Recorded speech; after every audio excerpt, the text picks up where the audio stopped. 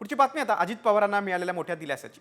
दिल्ली लवादानं उपमुख्यमंत्री अजित पवार यांना मोठा दिलासा दिलेला आहे। आयकर विभागाकडून जप्त करण्यात आलेली मालमत्ता मुक्त करण्यात आलेली आहे। दिल्ली लवादानं हा निर्णय दिलाय। पार्थ पवार आणि सुनेत्रा पवार यांच्याशी संबंधित जप्त मालमत्ताही कोर्टानं आता मोकळी केलेली आहे। या निर्णयामुळे अजित पवारांना मोठा दिलासा मिळालाय। क्लीन चिट मिळाली, यात चुकीचं काय अशी जुजबी प्रतिक्रिया उपमुख्यमंत्री अजित पवारांनी या निमित्तानं दिली।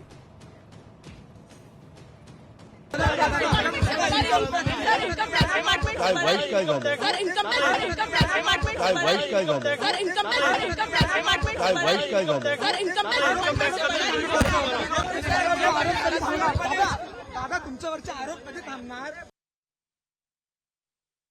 दरम्यान अजित पवारांच्या मालमत्तेचं प्रकरण काय आहे पाहूयात ग्राफिकच्या माध्यमातून।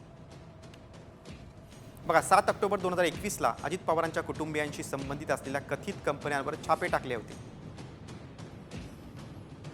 6 डिसेंबर 2021 रोजी आयकर विभागाकडून बेनामी मालमत्ता जप्त करण्यात आली होती। आयकर विभागाकडून काही कागदपत्र आणि मालमत्ता जप्त करण्यात आली होती। अनेक मालमत्ता या पत्नी सुनेत्रा पवार आणि मुलगा पार्थ पवार यांच्याशी संबंधित आहे। सर्व मालमत्ता अजित पवार यांच्या कुटुंबियांशी संबंधित आहे। दिल्ली लवादानं पुराव्यांअभावी आयकर विभागाचे दावे फेटाळले। दरम्यान याचवरून आता अंजली दमानी यांनी अजित पवारांवर नाव न घेता टीका केलेली आहे। अजित पवारांची जप्त केलेली मालमत्ता पुन्हा मुक्त करण्यात आली, यावरूनच सामाजिक कार्यकर्त्या अंजली दमानी यांनी टीका केली आहे। शाब्बास, 1000 कोटी, भाजपला पाठिंबा द्या, उपमुख्यमंत्री पद घ्या आणि जप्त केलेली अफाट संपत्ती पुन्हा खिशात, असं दमानिया यांनी म्हटलंय। सेंट्रल लॉ मिनिस्ट्री या ॲडज्युडिकेटिंग अथॉरिटीना अपॉइंट करतं, ज्यांनी अजित पवारांविरुद्धची कारवाई थांबवली आणि ही थांबवली। तसेच ते मग ते कशाला जातील जर आज त्यांना पद मिळालं, उपमुख्यमंत्री पद, जे ते 6 वेळा भूषवत आहेत सो कॉल्ड, हे त्यांना पद दिलं गेलं, 1000 कोटीची मालमत्ता परत दिली, तर अजित पवार इतर कुठेही जातीलच कशाला?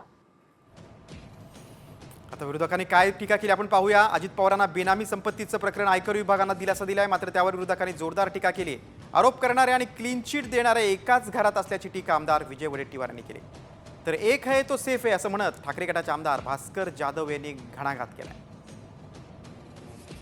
आरोप करणारे आणि क्लीन चिट देणारे एकाच घरात आहेत, त्यामुळे त्यांच्या घरात प्रवेश झाला की ते स्वच्छ होऊन बाहेर पडतो। घराच्या बाहेर दूर राहिला की तो अस्वच्छ होतो, त्याचे कपडे वगैरे धुळाने घाणीने माखलेले दिसतात। पण घरात गेल्यानंतर ते घर स्वच्छतेचं घर आहे, ते सर्व व्यवस्था त्या घरामध्ये आहे। आरोप करायची व्यवस्था आहे आणि आरोपातून मुक्त करायची पण व्यवस्था आहे, त्यामुळे यात काही फार नवल वाटण्यासारखं काही नाही की अजितदादा पवारांची आता त्यांची संपत्ती त्यांना परत केलेली आहे 1000 कोटीची। त्याच्यापूर्वी त्यांना राज्य सहकारी बँकेतून क्लीन चिट देण्यात आली होती।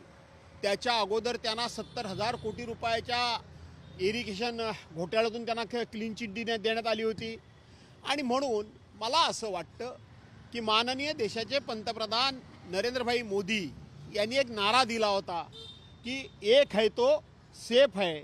त्याचा अर्थ अजितदादा, एकनाथराव आणि तुम्ही आणि आम्ही एक है तो आप सब सेफ है, हा त्याचा अर्थ आहे, दुसरा अर्थ काही नाही।